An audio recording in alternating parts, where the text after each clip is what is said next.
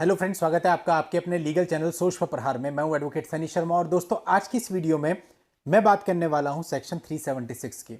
दोस्तों कल इस टॉपिक पर मैंने एक वीडियो बनाई थी जिसमें मैंने बताया था कि यदि कोई लड़का लड़की को धोखा दे करके उसके साथ शारीरिक संबंध स्थापित कर लेता है और उसके बाद उससे विवाह करने से मना कर देता है तो ऐसे केस में वो लड़की क्या करे।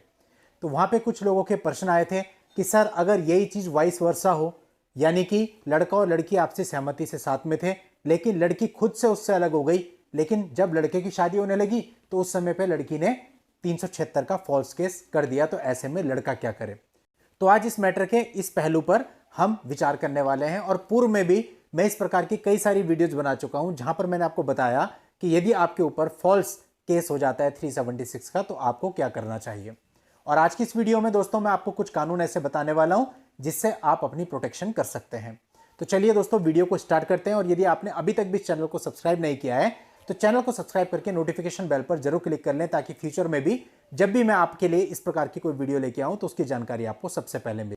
देखिए दोस्तों, होता क्या है आज के समय पे कि लड़का लड़की आपसी सहमति से साथ में है, उनकी दोस्ती हो गई कॉलेज में या उसके वर्किंग प्लेस पर या सोशल मीडिया के थ्रू आप लोग मिले या किसी और माध्यम से मिले, आप लोगों के बीच में प्रेम प्रसंग चल पड़ा और कुछ समय प्रेम प्रसंग में रहने के बाद आप दोनों के बीच में शारीरिक संबंध भी बन गए और इस शारीरिक संबंध में दोनों की ही पूर्ण रूप से सहमति थी। लेकिन कुछ समय साथ रहने के बाद आपके बीच में अनबन हो गई और आप लोग अलग हो गए और अलग होना भी आप दोनों का ही फैसला था। लेकिन कुछ समय के बाद जब लड़की की नॉलेज में यह आया कि लड़का किसी और से शादी कर रहा है तो वो धमकी देने लगी कि मैं तुम्हारी शादी नहीं होने दूंगी, तुम अब मुझसे शादी करो, जबकि वो पहले कुछ साल पहले अपनी मर्जी से ही अलग हुई थी।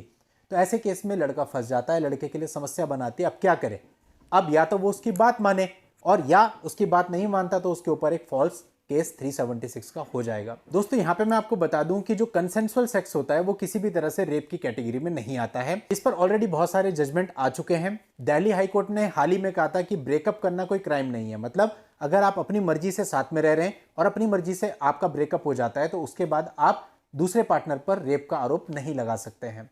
देखिए दोस्तों, अभी आज के समय बहुत प्रचलन में है कि नो मीन्स नो। आपने मूवी में भी देखा और ये आम प्रचलन में भी है कि लड़की ने अगर नो कह दिया तो मतलब नो है। तो आज के समाज में यह भी जरूरी है कि यस मतलब यस। कहने का मतलब अगर लड़की यस कहती है तो फिर यस ही माना जाना चाहिए, इक्वलिटी होनी चाहिए। और दोस्तों ऐसे मामलों में देखा जाता है कि जो कुछ लड़कियां इसका मिसयूज करती हैं कानून का, वो उन लड़कियों के साथ बहुत ज्यादा गलत करती हैं जिनके साथ वास्तव में ये घटनाएं हो चुकी हैं।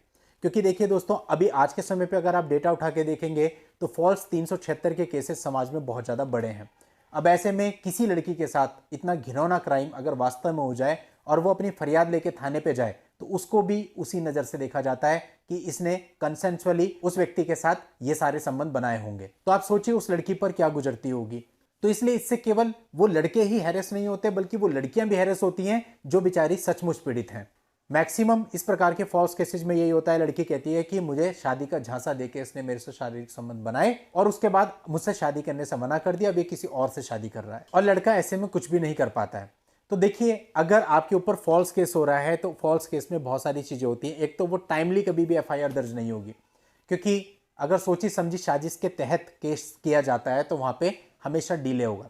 देखिए वास्तव में किसी भी लड़की के साथ इस प्रकार का गलत कृत्य होता है तो जैसे ही कृत्य होगा उसके कुछ ही समय के बाद वो पुलिस में एफआईआर दर्ज हो जाती है और इस मामले पे कार्रवाई हो जाती है, लड़की का मेडिकल होता है। लेकिन जहां पर सोच समझ के किया जाता है वह डिफरेंस बहुत ज्यादा होगा। मान लीजिए 6 महीने के बाद एफआईआर दर्ज हो रही है या 1 साल के बाद हो रही है या और डिले हो, तो ऐसे केस में आपको पुलिस के पास जाना है, घबराना नहीं है। जब आपको पुलिस बुलाएगी कि आपके खिलाफ ऐसी कंप्लेंट आई है, आप वहां पे जाइए और अपनी पूरी परिस्थिति को जो सत्य है पुलिस के सामने रख दीजिए। और दोस्तों देखिए, जो सच होता है ना कहीं दूर से दिखता ही है और पुलिस वाले भी चूंकि उनका रोज का काम होता है, उनको पता है क्या चीज सही है क्या चीज गलत है। तो आप अपनी तरफ से उनको कन्विंस करने की कोशिश करिए, पहली चीज ये। अब दूसरी बात, हम इसके कानून पे आ जाते हैं दोस्तों। यदि लड़की मान लेते हैं गलत केस आपके ऊपर दर्ज करा रही है तो यहाँ पे जो पहला कानून है दोस्तों, आईपीसी का सेक्शन 182 ये कहता है कि यदि आप किसी लोक सेवक को यानी किसी पुलिस वाले को आप गलत सूचना दे रहे हैं किसी के खिलाफ ताकि वो आप पर कार्रवाई करे, तो ये 182 आईपीसी के अंतर्गत अपराध होता है। तो बाद में जब ये चीज साबित हो जाती है कि लड़की ने गलत मुकदमा किया या गलत सूचना पुलिस को दी तो आप 182 आईपीसी की कार्यवाही भी उस पर करवा सकते हैं। दूसरा कानून है दोस्तों सेक्शन 193 ऑफ आईपीसी। अगर मामला न्यायालय में चलता है और ये साबित होता है कि लड़की ने जो प्रूफ दिए वो प्रूफ गलत है, रॉन्ग है या गलत प्रूफ गढ़े गए हैं, तो ऐसे केस में उसको 3 साल तक की सजा हो सकती है। उस पर अगर कार्रवाई होती है तो 3 साल तक की सजा और जुर्माना दोनों उसको हो सकते हैं। इसके बाद दोस्तों अगला कानून है आईपीसी 195। अगर किसी ने आपको आजीवन कारावास या 7 साल से ज्यादा की सजा वाले अपराध में झूठा फंसाया है, तो अगर यह साबित हो जाता है कि उसने झूठा मुकदमा दर्ज किया था, तो आप इस धारा के अंतर्गत भी उस पर कार्रवाई कर सकते हो। धारा कहती है कि यदि किसी ने किसी को 7 साल से ज्यादा सजा वाले अपराध में झूठा फंसाया है तो उसको भी वही सजा मिलेगी जो कि उस अपराध के लिए है, यानी कि उसको भी 7 वर्ष से लेकर के आजीवन कारावास तक की सजा और जुर्माना दोनों से दंडित किया जा सकता है। इसके अलावा दोस्तों एक कानून और है आईपीसी 211। अब ये जो 211 ये बताता है कि यदि उसका केस फॉल्स पाया जाता है, ये पाया जाता है मुकदमा चलने के बाद कि ये केस रॉन्ग था, ये केस फॉल्स था, तो आईपीसी 211 की कार्रवाई भी आप उसके ऊपर करा सकते हो। इसके अंतर्गत उसको 2 वर्ष तक की सजा और जुर्माना या फिर दोनों से भी दंडित किया जा सकता है। तो कहने का मतलब बहुत सारे कानून हैं अगर लड़की गलत साबित हो जाती है। मेन बात है कि आपको सबसे पहले तो पुलिस को ही कन्विंस करना है ताकि आपकी एफआईआर ही दर्ज ना हो। बट अगर किसी कारणवश पुलिस आपकी बात नहीं सुनती है, क्योंकि लड़की होने के नाते उसके प्रति थोड़ा सा झुकाव सभी का होता है, मान लेते हैं एफआईआर दर्ज हो जाती है, मुकदमा हो जाता है, तो आप मुकदमे को लड़ेंगे, अच्छे तरीके से लड़िए, जो भी आपके पास सबूत है वो सारे पेश कीजिए, अपनी बात को रखिए। और बहुत सारे टेक्निकल पॉइंट्स भी होते हैं जो मैं पहले भी कई सारी वीडियोज में डिस्कस कर चुका हूं। उन वीडियोज का लिंक मैं आपको इस वीडियो के एंड में एंड स्क्रीन पे दे दूंगा, वहां जाकर के उन वीडियोज को देख सकते हैं। तो आप उनकी हेल्प लीजिए, और अगर ये मामला आपके पक्ष में आ जाता है तो फिर जितने कानून मैंने आपको बताए हैं झूठा मुकदमा करने वाले पर, आप इन सब कानूनों में कार्यवाही कर सकते हैं। इससे पहले वाले वीडियो में मैंने लड़कियों के लिए बताया था यदि लड़कियों के साथ गलत होता है तो उनको क्या करना चाहिए। इस वीडियो में मैंने बताया यदि कोई लड़की लड़के के साथ गलत करती है तो उसको क्या करना चाहिए। इस प्रकार से दोनों ही लोग जो कानून है उसका समान रूप से उपयोग कर सकते हैं। दोस्तों इस वीडियो का मकसद केवल आपको जागरूक करना है, आप तक ये एजुकेशन पहुंचाना है कि आप लोगों को अपने अधिकारों का पता हो।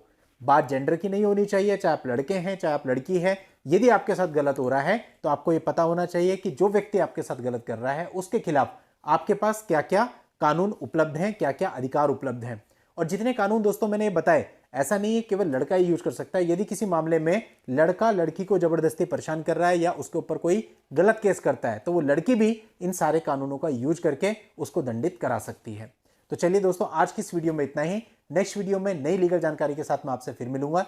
तब तक के लिए goodbye and thank you for watching. Take care.